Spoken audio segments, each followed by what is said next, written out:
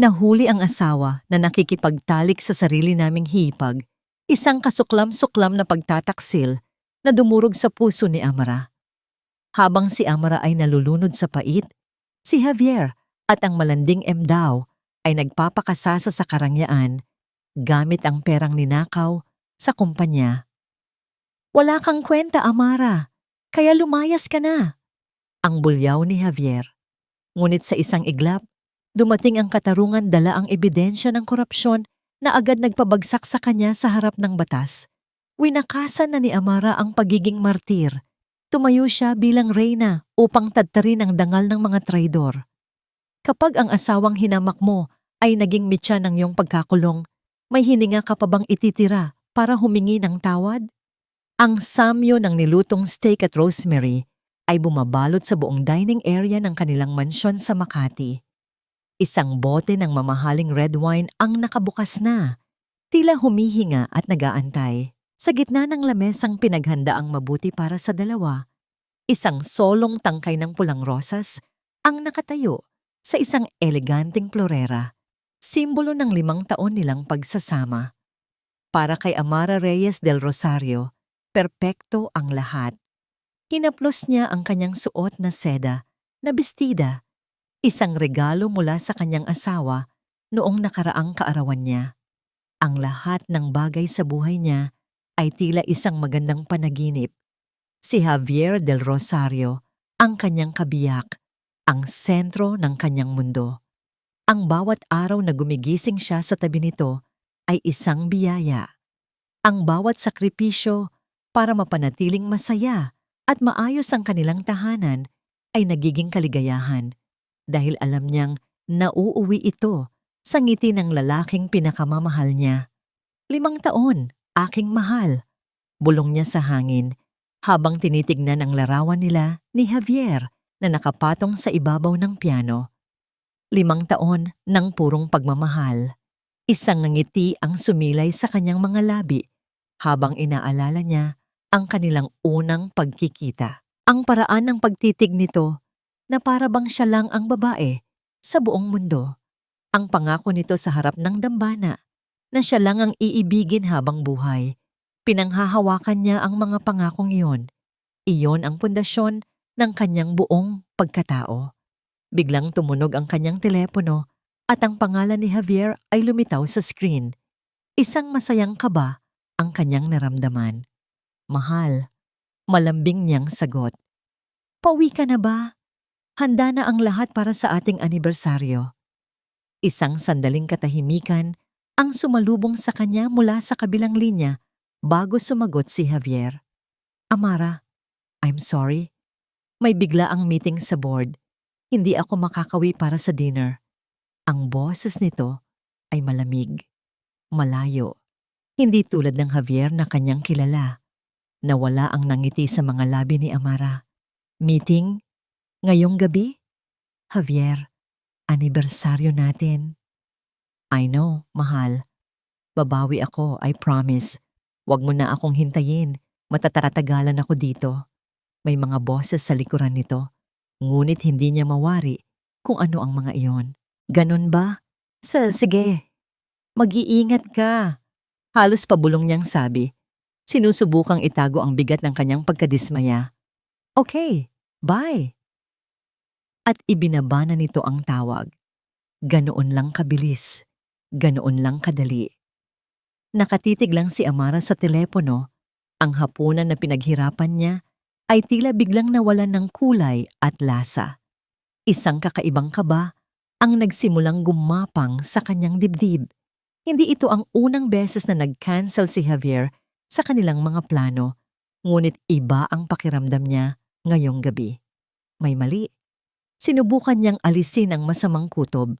Pagod lang siguro ito, stress sa trabaho, ngunit hindi mapakali ang kanyang puso. Pagkatapos ng kalahating oras na paglalakad-lakad sa sala, hindi na niya natiis. Kinuha niya ang susi ng kanyang sasakyan at ang maliit na kahon na naglalaman ng kanyang regalo para kay Javier. Isang customized na relos na may ukit ng kanilang pangalan at petsa ng kasal. "Dadalan ko na lang siya ng pagkain sa opisina," sabi niya sa sarili. para lang may dahilan siyang umalis. Ngunit sa kaibuturan ng kanyang puso, alam niyang hindi sa opisina ng Del Rosario Corporation ang kanyang patutunguhan.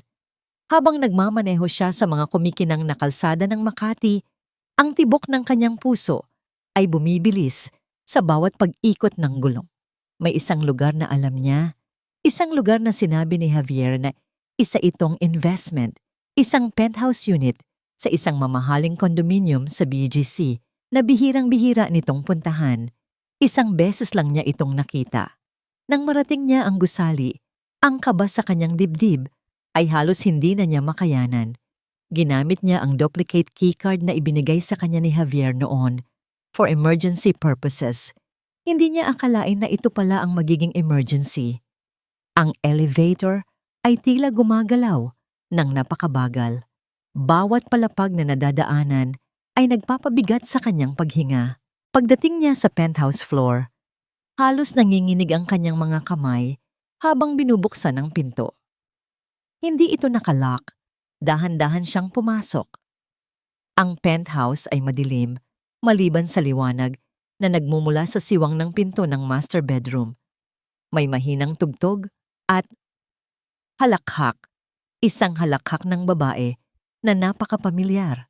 Sinundan niya ang tunog, ang bawat hakbang ay tila may karayom na tumutusok sa kanyang talampakan. At doon, sa siwang ng pinto, nakita niya ang isang imahe na dudurog sa kanyang buong mundo. Ang anino ng 2 taong magkayakap sa dingding, ang damit na nakakalat sa sahig, ang boses ni Javier na bumubulong ng mga salitang puno ng pagnanasa, mga salitang para sa kanya lang dapat. At pagkatapos, ang babae ay humarap sa liwanag, ang kanyang buhok, ang kanyang ngiti, ang kanyang mukha. Si Clarice, ang kapatid ni Javier, ang hipag niya, ang itinuring niyang matalik na kaibigan at kapanalig sa pamilyang Del Rosario. Huminto ang paghinga ni Amara. Ang hangin ay tila naubos sa kanyang mga baga. Ang sakit ay hindi lang kirot. Ito ay isang pagsabog na sumira sa bawat sulok ng kanyang pagkatao. Ang lahat ay kasinungalingan. Sa kanyang pagkabigla, nabitawan niya ang maliit na kahon na hawak niya. Gumawa ito ng malakas na kalabog sa sahig na gawa sa marmol. Ang tugtog ay huminto. Ang mga anino ay natigilan. Dahan-dahan, ang mga ulo mula sa loob ng kwarto ay lumingon patungo sa pinto. Nakita nila siya. Nakita ni Javier ang asawa niya. Nakita ni Clarice ang hipag niya. At sa mga mata nila, wala siyang nakitang pagsisisi, wala siyang nakitang gulat o pagkakasala. Ang nakita niya sa mga mata ni Javier ay isang nakakalkulang lamig. At sa mga labi ni Clarice ay isang munting ngiti na puno ng tagumpay at pang-aasar. Nakatayo si Amara sa may pintuan, ang kanyang katawan ay nanigigas na parang isang estatwa. Ang hangin ay tila tumangging pumasok sa kanyang mga baga. Ang tanging naririnig niya ay ang mabilis at malakas na pagkabog ng sarili niyang dibdib. Isang rumaragasang tambol na sumasabay sa pagguho ng kanyang mundo. Si Clarice ang unang kumilos. Walang bakas ng pagkahiya. Kinuha niya ang isang roba na seda mula sa isang silya at isinuot ito.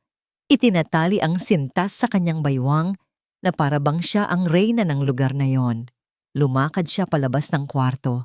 Ang kanyang mga mata ay puno ng pang-aasar habang tinitignan si Amara mula ulo hanggang paa. "Bakit ngayon ka lang, Amara?" tanong ni Clarice. Ang boses niya ay malambing ngunit may nakatagong lason. "Kung inagahan mo sana, naabutan mo pa ang pinakamasayang parte." Hindi makapagsalita si Amara.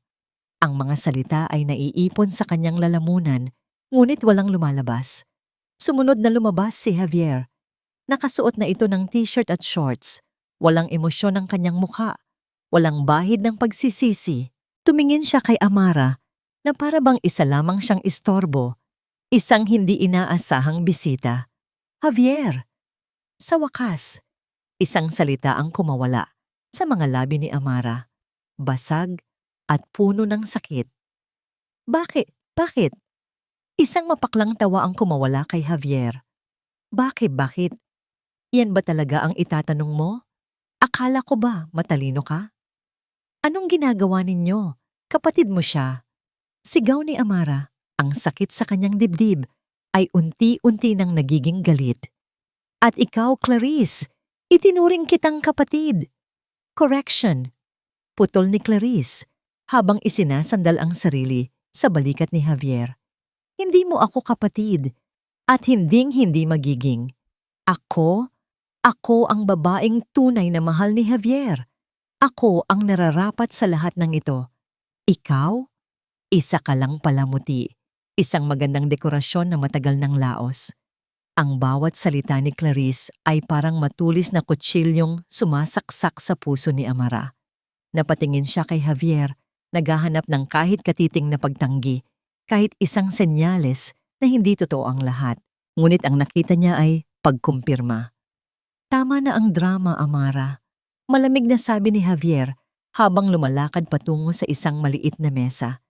May kinuha siyang isang makapal na folder ng mga dokumento at walang awang inihagis ito sa paanan ni Amara. Kumalat ang mga papel sa sahig. Pirmahan mo yan. Nanginginig na yumuko si Amara at pinulot ang isang papel. Annulment petition, deed of assignment. Hindi niya maintindihan ang mga nakasulat, ngunit alam niya ang ibig sabihin ng mga ito. Ito ang katapusan. Hindi ko pipirmahan, mariin niyang sabi habang tumatayo. Ah, talaga ba? Ngumisi si Javier. Lumapit siya at marahas na hinawakan ang braso ni Amara. Makinig ka, Amara. Minahal kita, oo. Minahal ko ang pangalan ng pamilya mo. Minahal ko ang mga koneksyon at ari-arian na dala mo sa kasal na to. It was a business merger, my dear. At ngayon, tapos na ang kontrata. Hayop ka. Nanginginig na sabi ni Amara. Ang mga luha ay nagsimula ng mamuo sa kanyang mga mata. Ginawa ko ang lahat para sa'yo. Ibinigay ko ang buong buhay ko. At nagpapasalamat ako sa serbisyo mo? Sarkastikong sabi ni Javier. Pero kailangan mo nang umalis. At kung hindi ka pipirma, simple lang. May mga inihanda na kaming ebidensya na sisira, hindi lang sa'yo, kundi sa buong pangalan ng pamilya Reyes. Isang maliit na financial scandal. Madali lang gawin yan. Gusto mo ba yon? Iyon ang huling dagok. Ang pananakot sa kanyang pamilya. Alam niyang kaya itong gawin ni Javier. Alam niya kung gaano ito kawalang kaluluwa. Wala siyang pagpipilian, wala siyang lakas, wala siyang kakampi. Nangihinang kinuha niya ang ballpen na iniabot ni Clarice. Sa bawat lagda niya sa mga dokumento, pakiramdam niya ay inilalagda niya rin ang sarili niyang sentensya ng kamatayan. Ang bawat pirma ay isang piraso ng kanyang puso na tinatanggal. Nang matapos siya, kinuha ni Javier ang mga papel. Good. Now, get out. Ang mga gamit ko. Wala kang gamit dito. Putol ni Clarice. Lahat ng nandito, pag-aari ng mga Del Rosario, at hindi ka na isang Del Rosario ngayon. Tumawag si Javier sa intercom. Security, paakyatin ninyo ang 2 guard dito. May basura na kailangang ilabas. Hindi makapaniwala si Amara sa kanyang narinig. Bago pa siya makapalag, 2 malalaking lalaki na nakauniforme ang pumasok at marahas na humawak sa magkabilang braso niya. Javier, wag. Maawa ka. Pagmamakaawa niya. Ngunit ang lalaking minahal niya ng buong buhay ay tinalikuran na lamang siya. Kinaladkad siya palabas ng penthouse, palabas ng elevator, at palabas sa lobby ng gusali. Itinulak siya palabas sa malaking pinto na salamin at bumagsak siya sa basang semento. Sakto namang bumuhos ang malakas na ulan. Ang damit niyang seda ay nabasa. Ang kanyang buhok ay tumulo. Ang kanyang puso ay durog. Nakaluhod siya doon, sa gitna ng bumubuhos na ulan, habang ang mga tao ay napapatingin sa kanya ng may awa at pagtataka. Tumingala siya sa mansyon na ilang oras lang ang nakalipas ay tinatawag pa niyang tahanan. Ang mga ilaw nito ay tila nangungutya sa kanya. Sa isang iglap, nawala ang lahat. Ang kanyang asawa, Ang kanyang tahanan, ang kanyang pera, ang kanyang dignidad. Nanginginig niyang kinuha ang kanyang telepono mula sa maliit na purse. Iisa lang ang taong naiisip niyang matatawagan. Kahit gaano pa ito kastrikto, alam niyang hindi siya nito pababayaan. Ang kanyang biyanan, si Doña Imelda del Rosario. Idinayal niya ang numero nito. Nagring ito ng ilang beses bago may sumagot. Del Rosario Residence. Ang boses ng matagal na nilang mayordoma. Manang, si Amara po ito. Sabi niya, ang boses ay nanginginig dahil sa lamig at pag-iyak. Kailangan ko pong makausap si Mama Imelda. Pakisuyo, importante po. Isang sandaling katahimikan ang sumunod. Naku, Ma'am Amara, pasensya na po. Masama po ang pakiramdam ni Donya. Bigla na lang pong tumaas ang presyo ng dugo kanina. Mahigpit po ang bilin ng doktor at ni Sir Javier na wala munang iistorbo sa kanya. Pinagpapahinga po siya ngayon. Ang bawat salita ng mayordoma ay parang isang pader na humaharang sa huling sinag ng pag-asa ni Amara. Si Javier. Siyempre, nasiguro na ni Javier na wala siyang matatatakbuhan. Ang sakit ng kanyang ina, totoo man o hindi, ay ang perpektong dahilan para tuluyan siyang ihiwalay sa nag-iisang tao na maaaring tumulong sa kanya. Pero, Manang, kailangan ko lang talaga siyang makausap kahit sandali lang. Pagpupumilit niya, ang boses niya ay halos maging isang desperadong bulong. Pasensya na po talaga, Ma'am Amara. Hindi po talaga maaari. Utos po ni Sir Javier. Ang tono ng mayordoma ay pinal at pagkatapos ay ibinaba na nito ang tawag. Click! Ang tunog ng pagbaba ng telepono ay ang huling pako sa kanyang kabaong. Doon, sa ilalim ng walang tigil na buhos ng ulan, naintindihan ni Amara ang lahat. Nag-iisa siya. Ganap na nag-iisa. Sinubukan niyang tumayo, ngunit ang kanyang mga binti ay tila nawalan ng lakas. Wala siyang patutunguhan. Wala siyang pera, wala siyang pag-asa. Ang tanging dala niya ay ang basag niyang puso at ang damit na suot-suot niya. Gumapang siya patungo sa pinakamalapit na waiting shed, isang maliit na kanlungan mula sa bagsik ng ulan. Umupo siya sa malamig na bakal na upuan, niyakap ang sarili para sa kaunting init na hindi niya mahanap. Ang mga sasakyang dumadaan ay nagwiwisik ng maruming tubig sa kanyang paanan. Ngunit hindi na niya ito ininda. Wala nang masasakit pa sa nararamdaman niya sa loob. Ang mukha ni Javier at ni Clarice, ang kanilang mga tawa, ang kanilang mga salita, ay paulit-ulit na naglalaro sa kanyang isipan. Isang bangungot na ayaw tumigil. Paano siya naging ganito kabulag? Paano niya hindi nakita ang ahas na matagal na palang naninirahan sa kanyang tabi? Ang bawat alaala ng kanilang 5 taong pagsasama ay nababahiran na ngayon ng lason ng pagkakanulo. Ang bawat halik, bawat yakap, bawat pangako, lahat ay kasinungalingan. Hindi siya minahal, ginamit lang siya. Habang nakaupo siyang tulala, basang-basa at nanginginig sa lamig, isang itim at makintab na sasakyan ang biglang huminto sa tapat mismo ng waiting shed. Bumukas ang bintana sa backseat, ngunit tinted ito, kaya hindi niya makita kung sino ang nasa loob. Ang bintana sa driver's seat ang bumaba. Isang lalaking nakauniforme ng driver, pamilyar ang mukha. Ito si Mang Lito, ang pinagkakatiwalaang driver ni Doña Imelda sa loob ng 20 taon. Ma'am Amara? Tanong nito. Ang boses ay magalang at puno ng pag-aalala. Tumingin lang si Amara. Walang lakas para sumagot. Iniabot ni Mang Lito ang isang telepono. Pinapatawag po kayo ni Doña Imelda. Ang mga salitang yon ay parang kulog na yumanig sa kanyang pagkatao. Nagugululuhan at nanginginig. Dahan-dahan niyang inabot ang telepono, ang puso niya ay biglang bumilis ang tibok. Itinapat niya ito sa kanyang tainga. Hello? Halos pabulong niyang sabi. Isang pamilyar na boses ang sumagot mula sa kabilang linya. Malakas, buo, at walang bahid ng pagkakasakit. Amara Hija, malayo sa mansyon ng mga Del Rosario, sa isang hindi matukoy na lokasyon sa loob ng Bonifacio Global City, may isang babaeng nakaupo sa dilim. Hindi siya nakahiga sa isang kama ng karamdaman. Nakaupo siya sa isang mamahaling leather chair sa harap ng isang pader na puno ng mga monitor ng CCTV. Ito si Doña Imelda del Rosario. Matikas ang kanyang tindig, matalas ang kanyang mga mata, at walang bahid ng anumang sakit. Sa isang screen, kitang-kita niya ang paghinto ng kanyang sasakyan sa tapat ng waiting shed.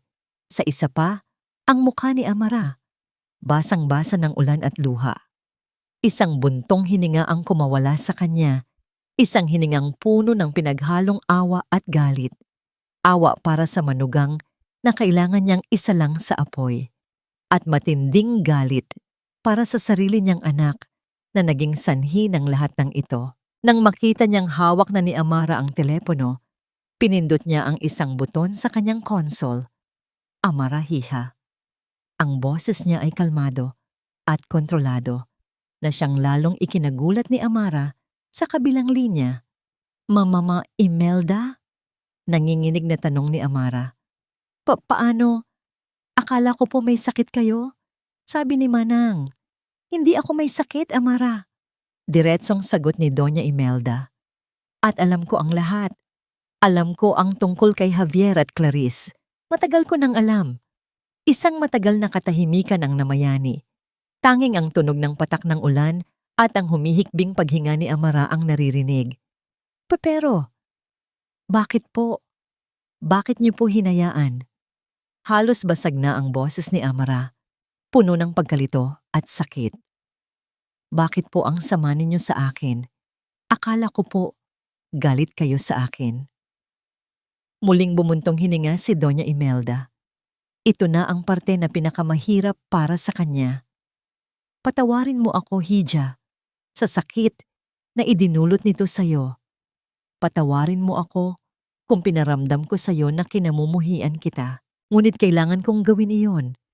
Kailangan kong makita kung gaano katibay ang puso mo.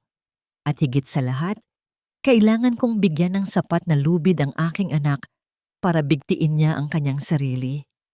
Isang bitag, bulong ni Amara, habang unti-unting nagliliwanag ang lahat sa kanyang isipan. Ang pagkakasakit ninyo. Isang bitag. Isang bitag para sa isang gahamang daga.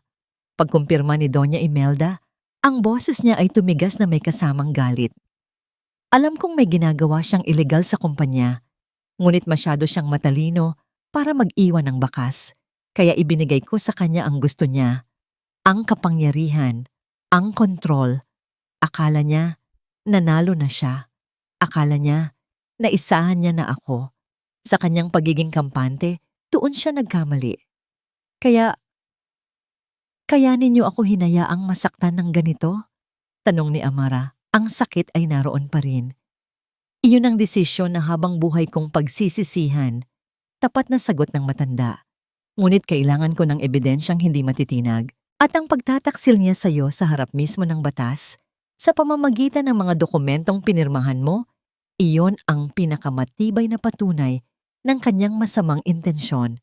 Hija, makinig ka sa akin. Tumigil sa pag-iyak si Amara. Ang kanyang mga luha ng kalungkutan ay napalitan ng mga luha ng dahan-dahang namumuong galit at determinasyon. Hindi ka mahina, Amara, mariing sabi ni Doña Imelda. Pinasok mo ang pamilyang ito na may daladalang dangal at kabutihan. Ayokong umalis ka na parang isang basahan. Nasa loob ka ngayon ng sasakyan ni Mang Lito. Dadalhin ka niya sa isang ligtas na lugar. Isang condominium unit na nakapangalan sa akin na hindi alam ni Javier. Ibinigay ni Doña Imelda ang eksaktong address. Sa loob ng unit may isang safe. Ang kombinasyon ay ang kaarawan mo. Sa loob niyon, makikita mo ang access sa isang bank account na may sapat na pondo para simulan mo ang lahat. At ang pinakaimportante sa lahat, ang isang itim na libro de cuentas. Libro de cuentas? Naglalaman iyon ng bawat ilegal na transaksyon ni Javier, bawat sentimong ninakaw niya, bawat pangalang ginamit niya. Iyan ang bala na wawasak sa kanya. Ngunit hindi natin ito pwedeng gamitin basta-basta. Kailangan nating maging matalino. Sa unang pagkakataon sa gabing iyon, isang apoy ang nagsimulang mag-alab sa loob ni Amara. Hindi na ito ang apoy ng nasusunog na pag-ibig, kundi ang apoy ng isang digmaang sisimulan pa lamang. Ano po ang kailangan kong gawin? Tanong niya. Ang kanyang boses ay hindi na nanginginig. Mayroon na itong bigat. Mayroon ng layunin. Isang bahagyang damdangiti ang sumilay sa labi ni Doña Imelda. Ito ang Amara na hinihintay niya. Kailangan mo ng pinakamahusay na abogado, isang taong hindi kayang bilhin at hindi kayang takutin. Mayroon akong kilala. Siya lang ang tanging pinagkakatiwalaan ko sa labas ng pamilya. Ang pangalan niya ay Rafael Santos. Hanapin mo siya. Tumango si Amara. Kahit hindi siya nakikita ng kanyang biyenan, ang kanyang isip ay gumagana na.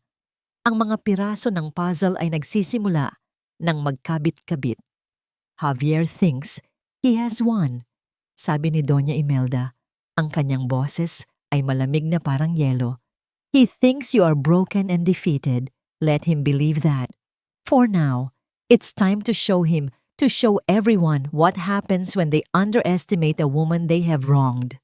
Nakatitig si Amara sa labas ng bintana ng sasakyan. Pinapanood ang mga ilaw ng syudad na lumalabo dahil sa bilis ng takbo.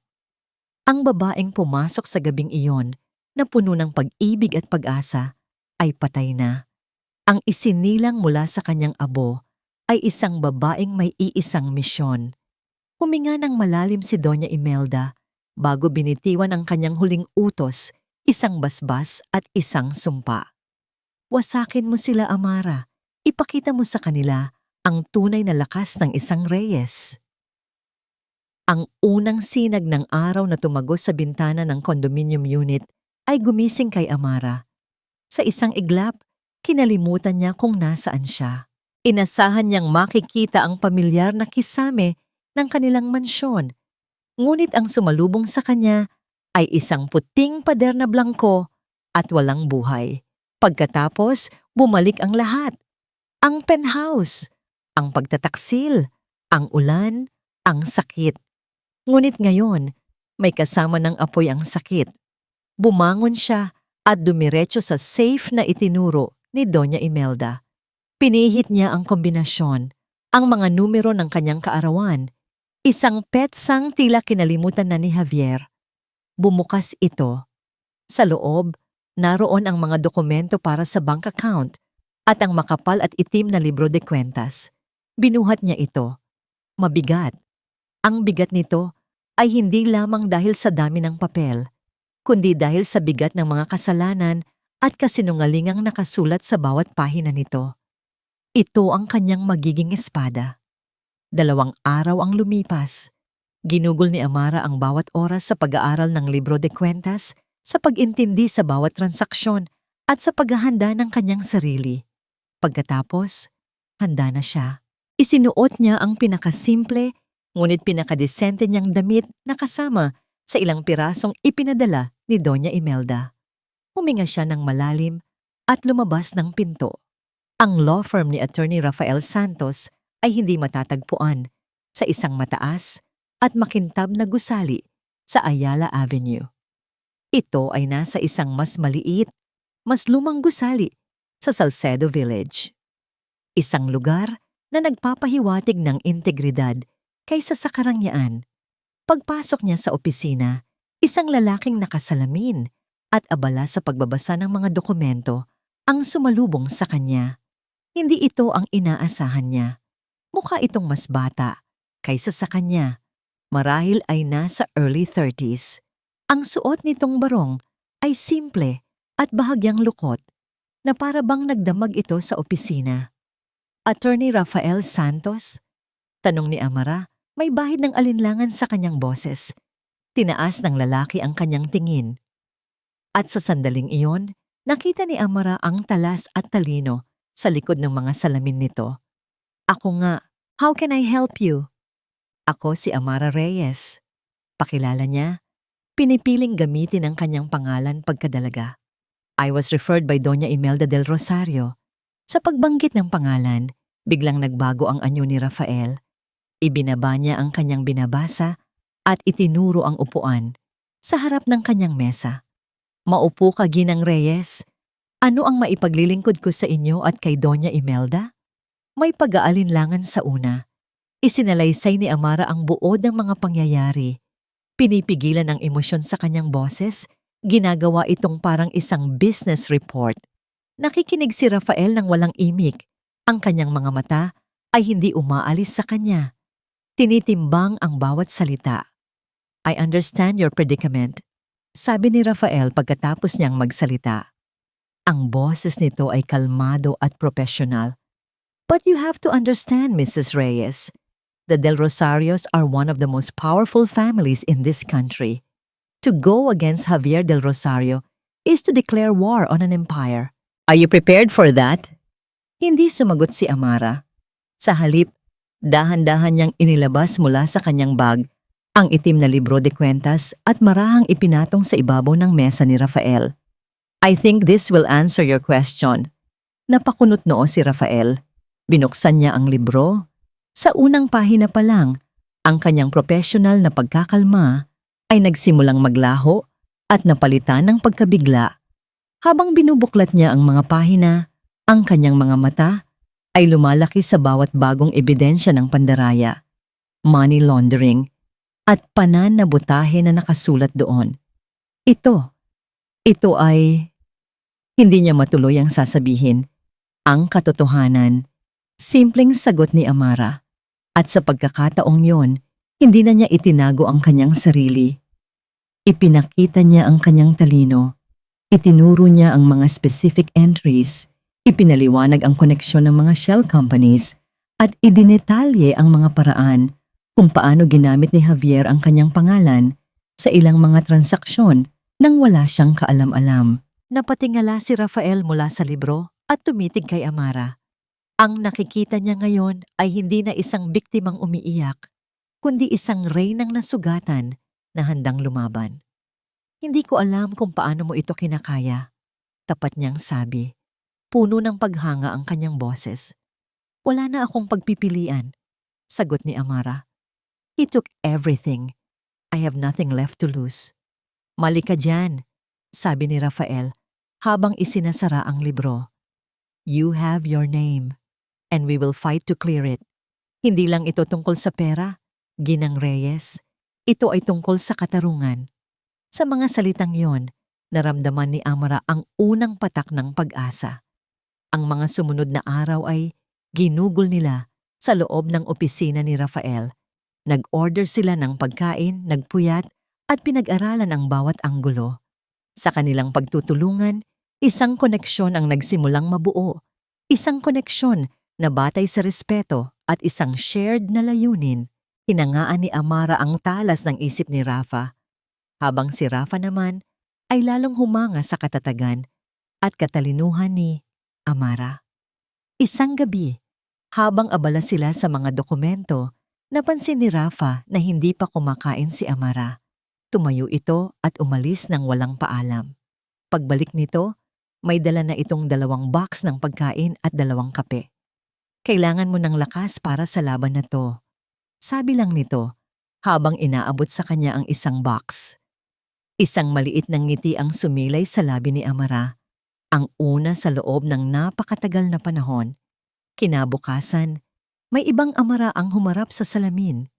Ang mahaba niyang buhok na sumisimbolo sa kanyang pagiging sunod-sunurang asawa ay pinaiklian niya hanggang balikat.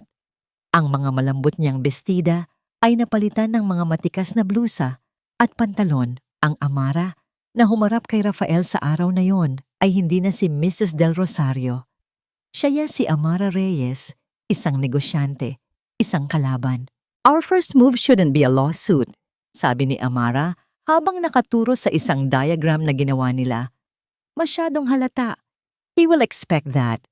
We need to hurt him where he won't see it coming. Sa negosyo. Itinuro niya ang pangalan ng isang maliit na kumpanya, ang RGV Supplies. Sila ang sole provider ng isang spesyal na materyales para sa pinakamalaking real estate project ng Del Rosario Corp. Ngayon, it's a small company, but without them, the project will be delayed for months. Bibili natin ang RGV. Isang ngiti ng pag-apruba ang lumitaw sa mukha ni Rafael. Isang atake mula sa loob, matalino. Sa kabilang dako ng syudad, sa tuktok ng Del Rosario Tower, masayang kausap ni Javier Del Rosario si Clarice sa telepono. Oh, mahal, everything is under control. Malapit nang maaprubahan ang final phase ng project. This will make us billions. Biglang pumasok ang kanyang executive assistant, mukhang balisa. Sir Javier, I'm sorry to interrupt. What is it? Irritableng tanong ni Javier. It's about RGV supplies, sir. Tumawag po sila. They are terminating their contract with us, effective immediately. What? On what grounds? May kontrata tayo. Galit na sigaw ni Javier. They were acquired, sir. Binili po ang buong kumpanya kaninang umaga lang. Napabangon si Javier sa kanyang upuan. Binili? Sinong bumili? Anong pangalan ng kumpanya? Hindi po nila sinabi, sir. Ang sabi lang po, it's a newly formed holding company. AR Holdings daw po. AR Holdings?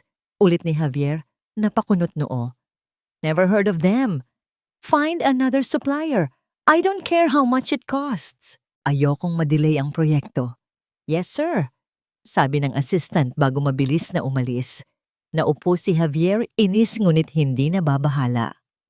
Para sa kanya, isa lang itong maliit na aberya sa negosyo.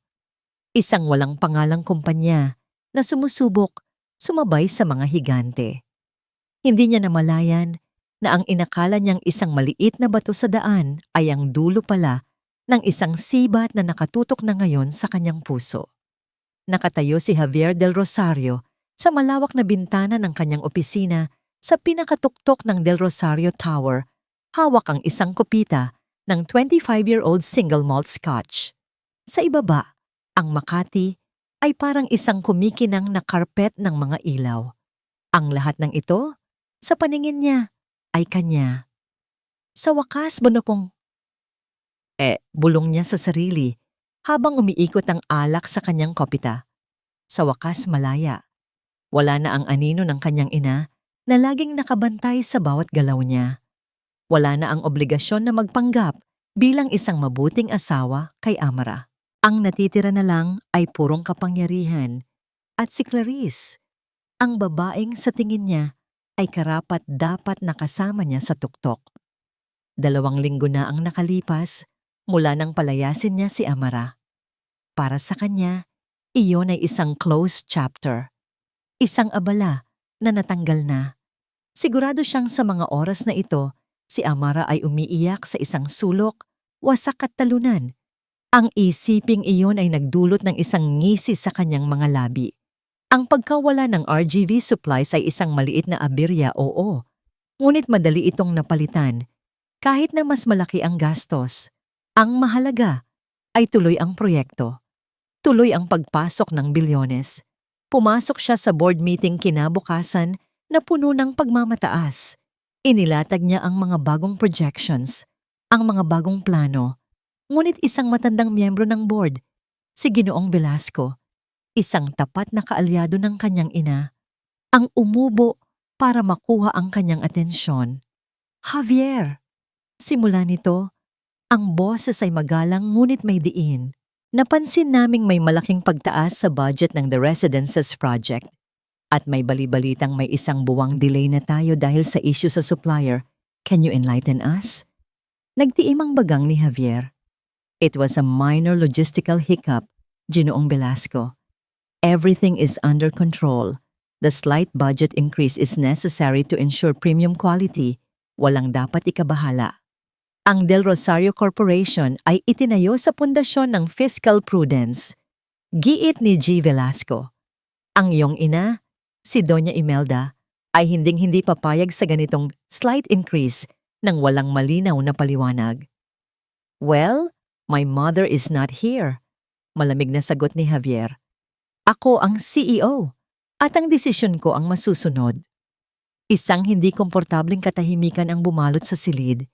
Alam ni Javier na nanalo siya sa sagutan, ngunit naramdaman niya ang pagdududa sa mga mata ng ibang miyembro. Nakakainis. Ang inis na yon ay mas lalo pang lumala ng gabing iyon. Nag-organisa si Clarice ng isang napakalaking welcome party para sa kanyang sarili bilang bagong ginangnang mansyon. Daan-daang bisita mula sa alta sosyedad ang dumalo. Lahat ay kumikinang. Ang mga alahas, ang mga champagne, ang mga pekeng ng ngiti. Si Clarice ay parang isang paru-paro. Lumilipat mula sa isang grupo patungo sa isa pa. Ipinagmamalaki ang kanyang bagong posisyon. Hindi ba't napakaganda ng lahat, mahal? Bulong ni Clarice sa kanya habang nakakapit sa kanyang braso. Ito ang buhay na para sa atin. Ngumiti lang si Javier, ngunit ang kanyang atensyon ay nasa ibang lugar. Nakita niya si Mr. Tanaka, isang importanteng Japanese investor na tila nagmamadaling paalis. Nilapitan niya ito. Mr. Tanaka, leaving so soon? Tanong ni Javier. Yumuko si Mr. Tanaka. Mr. Del Rosario. Yes, I just wanted to inform you personally. My company will be pulling out our investment from your upcoming BGC Tower project. Nanlaki ang mga mata ni Javier. What? Why? The project is very promising. The project is promising, yes. Magalang na sagot ng Hapon. But my board has concerns about the recent instability in your company's management. We prefer a more stable partnership. Pasensya na. At sa isang huling pagyuko, umalis na si Mr. Tanaka. Iiwan si Javier na nakatayo roon, naninigas sa galit at pagkapahiya. Instability? Anong instability? Dahil lang pinalitan niya ang isang supplier? O dahil wala na ang kanyang ina? Ang mga sumunod na araw ay lalong naging nakakabanas. Isang maliit na kontrata sa marketing ang biglang nakansela. Isang potential na partner sa retail ang biglang hindi na tumawag. Ang mga ito ay maliliit na bagay. Ngunit kapag pinagsama-sama, tila may isang hindi nakikitang kamay na dahan-dahang sumasakal sa kanyang mga operasyon. May sumasabotahe sa atin, sabi niya kay Clarice isang gabi. Sino naman? Inggit lang sila, sagot ni Clarice habang sinusukat ang isang bagong diamond necklace. Relax, mahal. Masyado kang nag-aalala. Hindi siya mapakali. Isang gabi, habang nag-iisa sa kanyang opisina, nag-scroll siya sa isang business news website. Isang artikulo ang nakaagaw ng kanyang pansin. Rising Stars, the New Faces of Philippine Entrepreneurship. At doon, sa gitna ng mga litrato, may isang mukha na halos hindi na niya makilala, ngunit alam na alam niya kung sino. Si Amara. Maikli na ang buhok nito, suot ang isang matapang na pulang blazer at nakatayo sa tabi ng ibang mga negosyante sa isang startup convention. Ngunit hindi ang itsura nito ang gumulat sa kanya. Ito ay ang kanyang mga mata. Wala na roon ang malambot at mapagmahal na tingin na kilala niya. Ang nakatitig pabalik sa kanya mula sa screen ay isang pares ng matang matalas, malamig, at puno ng determinasyon.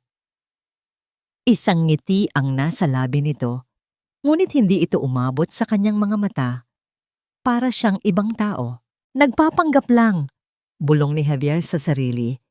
Pilit na tinatanggal ang kakaibang kaba na naramdaman niya. Nakatagpo lang ng mayamang aampunin, kawawa. Ngunit hindi na niya maalis ang imahe sa kanyang isipan. Kinabukasan, ang kanyang pasensya ay tuluyan ng naubos. Tinawag niya ang kanyang pinagkakatiwalaang assistant. Gusto kong malaman kung sino ang nagmamay-ari ng AR Holdings na yan. Sigaw niya. I've had enough of these games. Gamitin mo lahat ng koneksyon natin. I want a name. Yes, sir. Nanginginig na sagot ng assistant at mabilis na lumabas. Makalipas ang isang oras, bumalik ito, namumutla at nanginginig ang mga kamay na may hawak na isang pirasong papel. Well? Tanong ni Javier, walang pasensya. Sir, nagsimula ang assistant, halos hindi makahinga. Napakalihim po ng kumpanya. Bago lang po talaga. Halos walang records. Pero may nakuha po ang contact natin sa SEC. Ang pangalan po ng nag-iisang incorporator at majority shareholder. Spit it out! Sir, ang pangalan ng nagmamay-ari ng misteryosong kumpanya ay AR initials niya. Ang puso ni Javier ay tila huminto sa pagtibok. Tagumpay ang unang hakbang.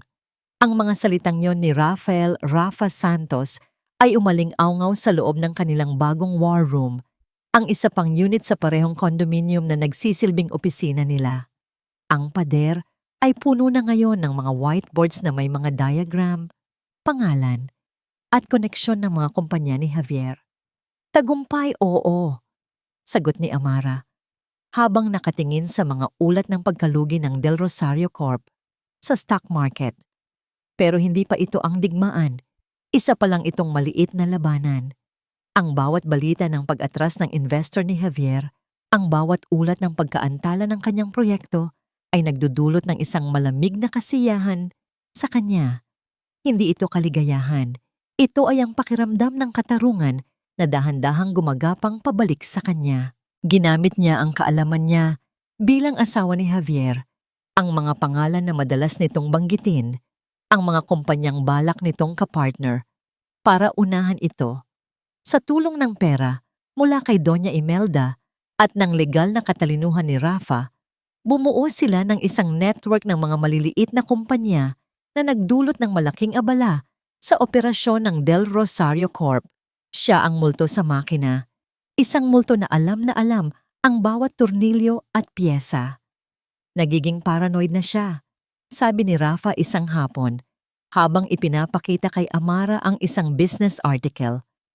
Ayon sa source ko sa loob, halos araw-araw na itong sumisigaw sa mga empleyado. Lahat ay pinaghihinalaan niya. Good. Simpleng sagot ni Amara. Ang kanyang mga mata ay hindi umaalis sa laptop. Hayaan mo siyang maghanap ng kalaban sa dilim. The more distracted he is, the more mistakes he will make. Ang relasyon nila ni Rafa ay lumalim sa gitna ng kanilang mga plano. Hindi ito isang mabilis na pag-usbong ng damdamin, kundi isang dahan-dahang pagbuo ng tiwala at paghanga. Nakita ni Rafa ang Amara sa likod ng maskara ng paghihiganti, isang babaeng matalino, may prinsipyo, at may pusong nasugatan. Nakita naman ni Amara kay Rafa ang isang lalaking hindi lang utak ang ginagamit, kundi pati puso. Isang gabi, habang hating gabi na, at pareho silang gising, nakatulugan ni Amara sa harap ng kanyang laptop. Marahan siyang kinumutan ni Rafa ng sarili nitong Amerikana at pinagmasdan siya. Nakita niya ang bigat sa kanyang mga balikat. Kahit sa pagtulog, nais niyang alisin ang bigat na iyon. Kahit sa isang sandali lang. Nagising si Amara na naamoy ang pamilyar na amoy ng pabango ni Rafa sa kumot. Isang kakaibang init ang gumapang sa kanyang dibdib. Isang init na matagal na niyang hindi naramdaman. Sa kabilang banda, si Clarice naman ay nagsisimula nang makaramdam ng sarili niyang pagkainis. Ngayong hawak na niya ang lahat ng gusto niya, ang yaman, ang posisyon, si Javier, may kulang pa rin. Si Javier ay laging wala sa mood, laging abala sa problema sa opisina. Ang atensyon na inaasam niya ay napupunta sa mga bagay na hindi niya maintindihan. Bakit ba lagi mong iniisip yang mga yan? Reklamo niya isang gabi habang naghahapunan sila. Nandito ako, Javier. Hindi mo man lang ba ako titingnan? May problema sa trabaho, Clarice. Hindi ito simpleng bagay. Sagot ni Javier. Hindi man lang inaangat ang tingin mula sa kanyang tablet. Nagsimulang magduda si Clarice, hindi sa negosyo, kundi kay Javier. Bumalik ang dati niyang insecurities. Baka hinahanap-hanap pa rin ni Javier si Amara. Ang ideyang yon ay isang laso na kumalat sa kanyang isipan. Nag-hire siya ng isang pribadong investigador. Hindi para alamin kung sino ang AR Holdings, kundi para alamin kung saan nagpupunta si Javier kapag hindi ito nasa opisina. Ang pagiging abala ni Amara sa kanyang plano ay hindi naging hadlang para matuklasan nila ang isang mas malaking sikreto. Habang sinusuri nila ang mga lumang files sa libro de kwentas, isang pattern ang napansin ni Rafa. "Amara, tingnan mo ito." Sabi niya, itinuturo ang mga transaction mula pa 3 taon na ang nakalipas. Ang mga withdrawal na ito, ang mga fund transfer sa mga offshore accounts, hindi lang ito simpleng pagnanakaw sa kumpanya. Pinag-aralan nilang dalawa ang mga dokumento. Dahan-dahan, isang mas nakakatakot na larawan ang nabuo. Si Javier ay hindi lang nagnanakaw. Siya ay sistematikong nag-aalis ng pondo at naglilipat ng assets para pabagsakin ang halaga ng stocks ng Del Rosario Corp. He wasn't just stealing from the company, bulong ni Amara, puno ng pagkabigla. He was planning a hostile takeover from his own mother. Gusto niyang bilhin ang kumpanya sa pinakamababang halaga kapag bumagsak na ito, para siya na ang mag-iisang may-ari. Ang pagtataksil nito ay mas malalim at mas madilim pa kaysa sa inakala niya. Hindi lang siya ang biktima. Maging ang sarili nitong ina ay matagal na nitong pinagtataksilan. Ang impormasyong ito ang nagpabago sa lahat. Hindi na lang ito personal na paghihiganti. Isa na itong laban para iligtas ang isang legasiya. Tumawag si Amara kay Doña Imelda para ibalita ang kanilang natuklasan.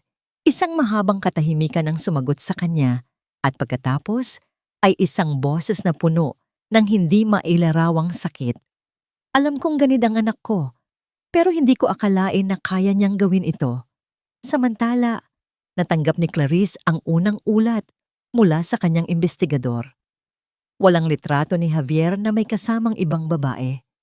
Sa halip, ang natanggap niya ay isang litrato na kinunan mula sa malayo. Nasa litrato si Javier nakatayo sa tapat ng isang coffee shop, nag-iisa. Nakatingin ito sa kabilang kalsada. Sinundan ng kamera ng investigador kung ano ang tinitingnan nito. Sa kabilang kalsada, papalabas mula sa isang lumang gusali ay sina Amara at ang isang lalaki. Nagtatawanan sila. Ang lalaki ay may inabot na dokumento kay Amara. Inayos ni Amara ang kwelyo ng Amerikana ng lalaki bilang pasasalamat. Isang simpleng gesture, ngunit puno ng pagiging malapit. Ang lalaki ay si Rafael Santos. Ang apoy ng selos ay sumiklab sa dibdib ni Clarice na halos hindi siya makahinga. Hindi lang dahil nakita niyang masaya si Amara, kundi dahil sa ekspresyon sa mukha ni Javier sa litrato, isang halo ng galit, pananabik, at pagsisisi. Nanginginig ang kanyang kamay habang itinapon ang litrato sa mesa. Ang multo ng nakaraan ay hindi lang bumalik. Nagkatawang tao na ito at tila mas malakas at mas masaya pa kaysa dati. Napasigaw si Clarice, isang tunog na parang pinipiga ang kanyang lalamunan. Itinapon niya ang mga litrato sa mesa, ang iba ay lumipad at nagkalat sa sahig ng kanyang marangyang silid-tulugan. Ang mga larawan na nagpapakita ng simpleng ngitian ni Amara at Rafa sa labas ng isang coffee shop ay tila mga bala na tumatama sa kanyang pagkatao. "Hindi!" Bulong niya. Ang kanyang mga kamao ay mahigpit na nakakuyom. "Imposible!" Ang investigador, si Mang Ben, ay nakatayo sa may pintuan. Nag-aantay sa kanyang susunod na utos. Ang muka ay puno ng pag-aalala. Alam niyang mali ang kanyang ginawa, ngunit hindi niya ito mapigilan. "Sigurado ka ba, Ben?" Mahinang tanong ni Clarice. Ang boses ay nanginginig. Baka kaibigan lang talaga." "Ma'am Clarice," mahinahong sabi ni Mang Ben, "sa nakita ko at sa paraan ng kanilang mga kilos, hindi sila mukhang magkaibigan lang. Ang paraan ng pag-aayos ni Miss Reyes ng damit ni Attorney Santos, ang tinginan nila, hindi ko na po maipagkakaila." Isang malamig na pawis ang namuo sa noo ni Clarice.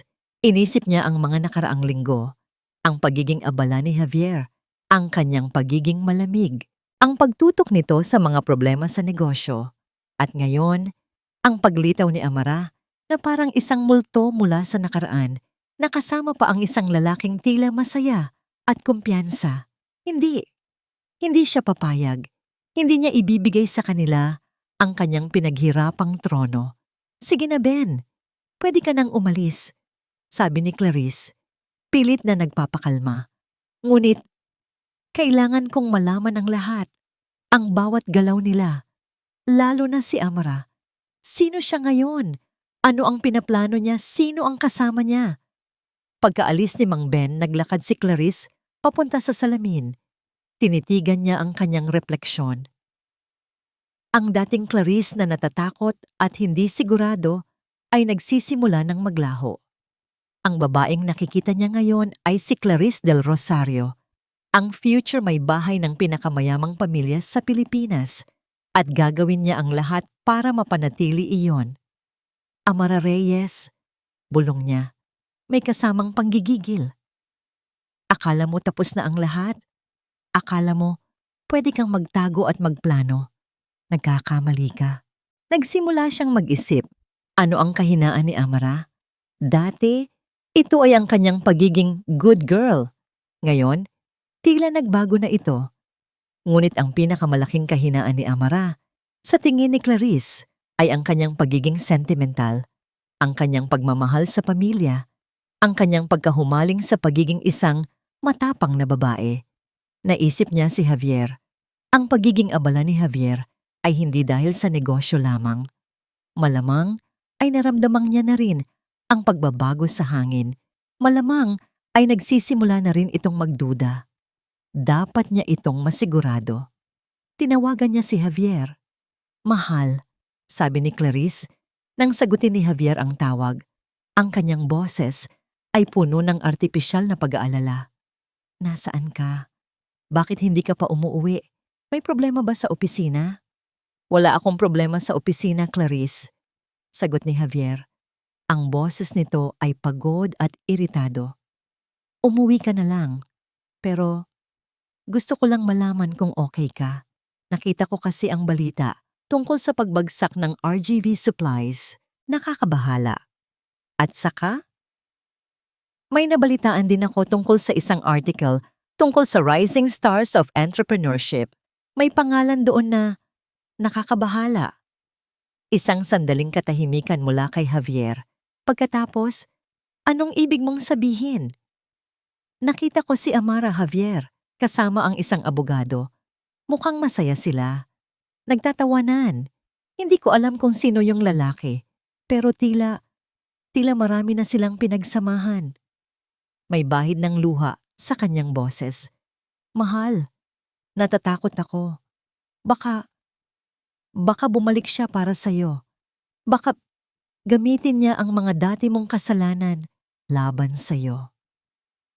Sa kabilang linya, tila nabuhayan ng dugo si Javier. Ang selos na nararamdaman niya para kay Amara, ang pagtataka kung sino ang lalaki, ay napalitan ng matinding galit. At tama, si Clarice, dapat niyang protektahan ang kanyang bagong buhay. Si Amara, hindi na siya ang dating Amara, malamig na sabi ni Javier. May nagbabago sa kanya, may malaki siyang plano. Kaya nga, mahal, patuloy ni Clarice, mas lalong naglalagay ng gasolina sa apoy. Kailangan natin siyang pigilan bago siya makapinsala pa. Baka kailangan nating kumilos kaagad. Sa mga salitang yon, alam ni Clarice na ang plano niya ay nagsisimula ng umandar. Si Javier ay may ugali ng maging mapusok kapag siya ay nasa ilalim ng pressure. At ngayon, ang kanyang selos at takot ay ang perpektong pagkakataon para ilabas ang pinakamadilim niyang balak. Nagdesisyon si Clarice na hindi na maghintay pa. Nagbahagi siya ng impormasyon na natanggap niya mula sa kanyang investigador kay Javier. Hindi ang buong katotohanan, kundi sapat para maging maliwanag sa kanya ang banta. Nabalitaan ko rin, mahal, dagdag pa ni Clarice, ang kanyang boses ay nagiging mas seryoso, na pinapasok daw ni Amara ang RGV Supplies, pati na rin ang iba pang maliliit na kumpanya na konektado sa Del Rosario Corp.